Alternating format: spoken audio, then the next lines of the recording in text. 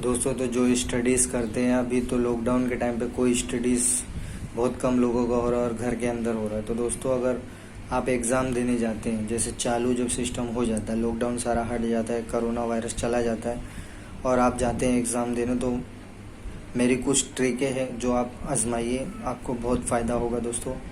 पहले तो एकदम बोलते हैं ना, जो पढ़ाई में घुस के पड़ जाते, एकदम पढ़ाई करते हैं, पढ़ते रहते, बाद में वो भूल जाते। इसके लिए ऐसा कभी भी पढ़ाई नहीं करने का दोस्तों। आप सिर्फ पॉइंट याद करो। बोलते हैं ना, स्मार्ट वर्क करना चाहिए लाइफ में। कभी भी कहीं पे भी आप रहो, कोई भी स्टेट में रहें आप, कितनी भी ऊंची वाली पढ़ाई करें, फिर भी आप स्मार्ट वर्क कीजिए।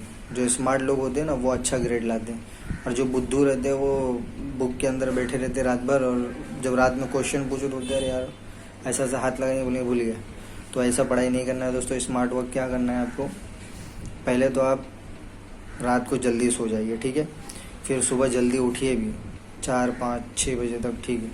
6 बजे उठिए, रिवाइज़ कीजिए।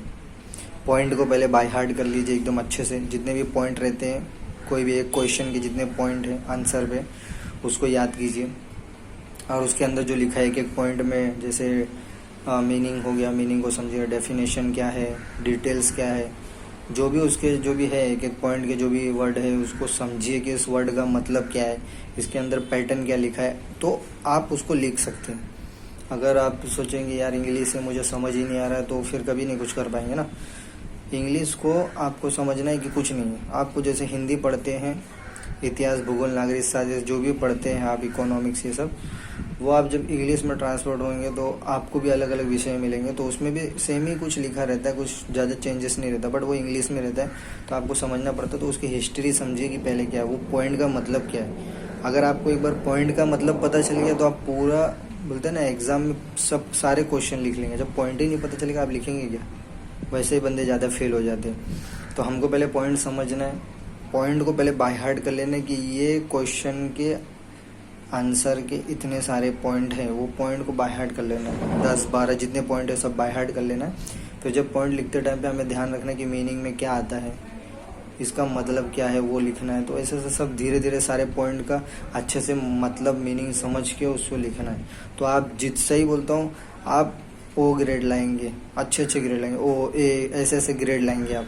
इससे कम कभी नहीं होगा दोस्तों। इसके लिए मैं बोलता हूँ दोस्तों, कभी भी स्मार्ट वर्क कीजिए। ये जो बुद्धू वाला वर्क करते हैं, दिन भर पढ़ते रहते, रात में पूछो बेटा इस क्वेश्चन का आंसर क्या, तो बोलते हैं हमें नहीं पता। तो ये कोई बात ही नहीं है दोस्तों। स्मार्ट वर्क करो, ऐसे पढ़ो, कम ही पढ़ो, लेकिन ऐसे पढ़ो कि उस कम पढ़ाई में आपका पूरा एग्ज़ाम हो जाए। और जब जिस दिन एग्ज़ाम रहता है, उस दिन सुबह आप, मतलब अगर आपका 11 बजे का टाइमिंग है, तो आप 6 बजे उठ जाइए, पूरे पॉइंट को बाय हार्ट करिए अच्छे से। उसके बाद जितना क्या क्या मीनिंग था थोड़ा और समझ लीजिए अच्छे से। फिर आप रास्ते पे जैसे जाते हैं, ऐसा पढ़ते पढ़ते मत जाए, नहीं तो एक्सीडेंट हो जाएगा। आराम से जाइए, कहीं गार्डन वार्डन में बैठिए जो आपके कॉलेज के नज़दीक हो, जहाँ आपका सेंटर है।